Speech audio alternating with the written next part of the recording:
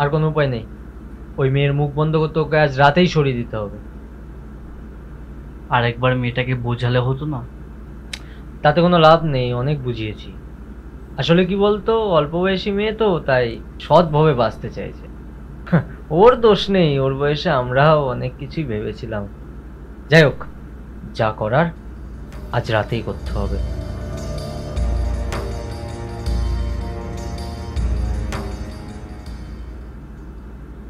নন্দিনী, তুই না আর এসবের মধ্যে জড়াস না, বুঝলি? এখানে যেগুলো হচ্ছে সেগুলো অন্যায়, আমি আর চুপ করে থাকবো না। বুঝলাম রে, কিন্তু ওরা যে খুব ক্ষমতাবান লোক। হোক, আমি আর কাউকে ভয় পাই না, আমি এটা শেষ দেখে ছাড়বো।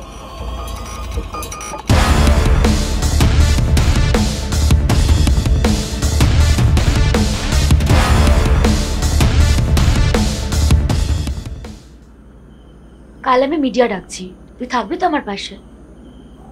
আমি তোর পাশে আছি।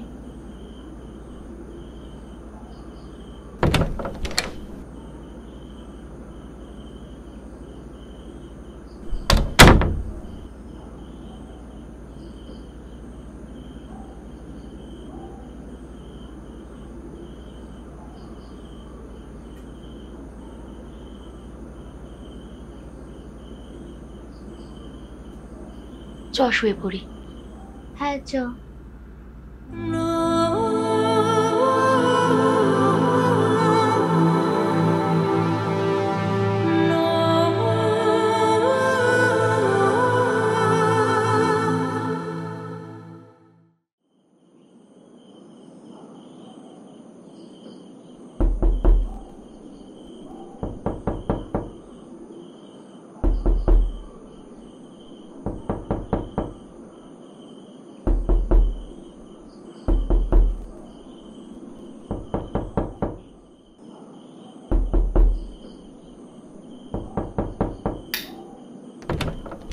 ছয় নম্বর বেডের পেশেন্টের খুব সিরিয়াস অবস্থা, স্যার এক্ষুনি তোমাকে ডাকছে।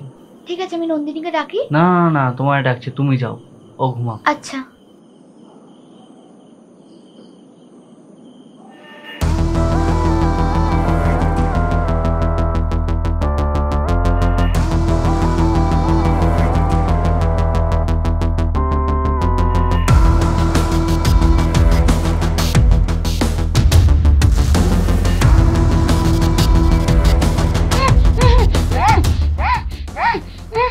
মুখটা ছাড়, মুখটা ছাড়, হাত দুটো ধর, ওকে একটু কথা বলার সুযোগ দে। বেচারি এত সুন্দর কথা বলতে পারে। তোমরা কেন এরকম করছো? আমাকে ছেড়ে দাও তোমরা। তোকে তো বলেছিলাম আমাদের পেছনে লাগিস না, পড়াশোনা কর।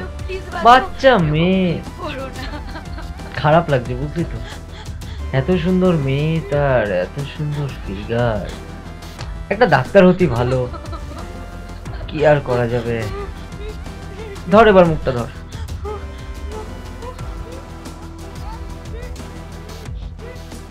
আমি দেখতে পাচ্ছি না, না দেখে কাজ চালাতে হবে। একটা ছুরি নিয়ে আসো তো, চালিয়ে দি চালিয়ে দি। তুই শালা হালকা গাঁড়ল আছিস কেন? এত সুন্দর পাখি দানা না খেয়ে মেরে দেবো মানে? পাগল। ধর আর বেশি না বকে।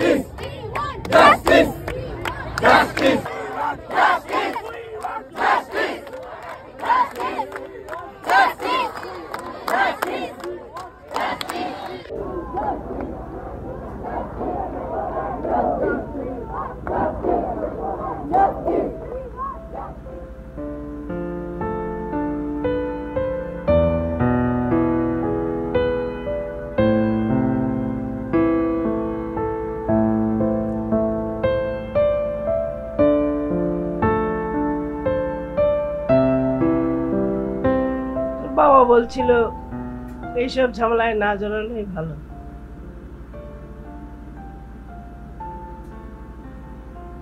আমরা মেয়েরা সবসময় পরাধীনেই রয়ে গেলাম। এক সময় বাবার অধীনে, তারপর স্বামীর ঘরে এসে স্বামীর অধীনে। এই অধীন থেকে যেদিন বেরোতে পারবো সেদিন হয়তো কোনো মেয়েকে আর এইভাবে রাস্তায় বেরো মরতে হবে না রে। কিন্তু আমি সবকিছু জেনেও এভাবে চুপ করে ঘরে বসে থাকতে পারবো না, আমাকে প্রতিবাদ করতেই হবে। আমিও চাই তুই আঙ্গুল তুলে প্রতিবাদ কর, তুই ওঠ, তুই প্রতিবাদ কর।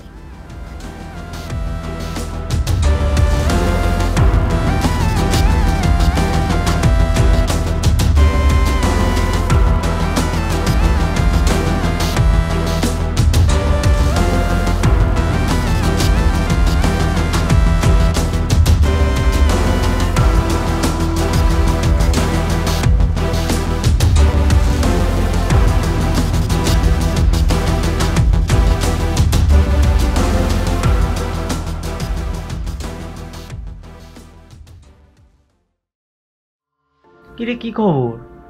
ভালো আছিস তো? নন্দিনীকে তোমরা কেন মারলে?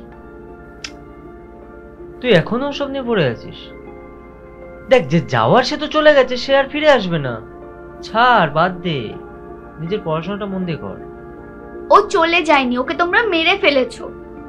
হ্যাঁ তো দেখ, ওকে তো আমি বারণ করেছিলাম, বলেছিলাম যা হচ্ছে সব ভুলে যেতে, কিন্তু না, ওর প্রতিবাদ করতে হতো।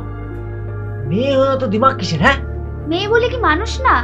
নাকি তোরা আমাদের মানুষ ভাবিস না? এ তো খুব কথা বলছে। হ্যাঁ বলছি, আর বলবো, আর সবাইকে সবটা বলবো। তোর জানের ভয় নেই, তাই না? জানের ভয় তো তোর পাওয়ার উচিত, আমার কিসের ভয় রে? আমার? আমায় কে মারবে? তুই মারবি? প্রয়োজন হলে তাই করব, এখনই মারবো, আজই মারবো, এখানেই মারবো। ও আচ্ছা, তুই মেয়ে হয়ে আমায় মারবি আর আমি দাঁড়িয়ে দাঁড়িয়ে মার খাবো? তোর ধারণাও নেই আমরা মেয়েরা কি কি করতে পারি। আমরা যেরকম ডাক্তার হয়ে মানুষের প্রাণ বাঁচাতে পারি, সেরকম দরকার পড়লে পাপীদের শাস্তিও দিতে পারি। অনেকক্ষণ ধরে শুনছি তোর সব ফালতু কথা। একটা কথা মাথায় রাখবি, তোরা মেয়েরা হচ্ছে এই সমাজের কিট। হাট সালা, সালা ভূত বার বেড়েছে না তোর? আজকে তোর বান্ধবীর মতো তোর অবস্থা করে ছাড়বো সালা, দেখতে থাক।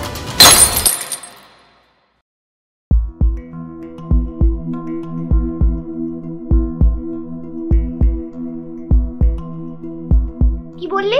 আমরা সমাজের কিট? একটা কথা মাথায় রাখিস, আমাদের জন্য না তোরা এই পৃথিবীর আলো দেখতে পারিস।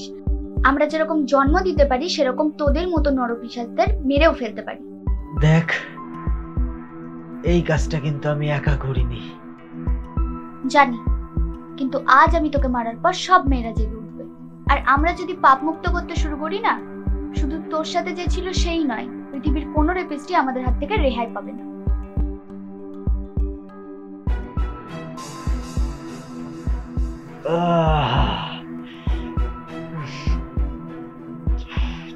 চিন্তা নেই, সেফটি হবে না, ব্যান্ডেজটা করে দে।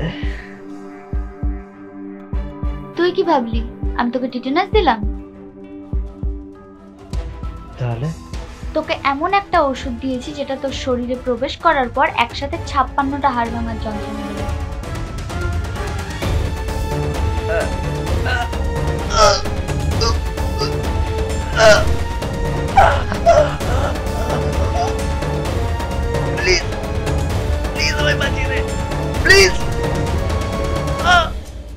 আমার বান্ধবীও তো তোর কাছে এইভাবেই প্রাণ ভিক্ষা চেয়েছিল, তাই না?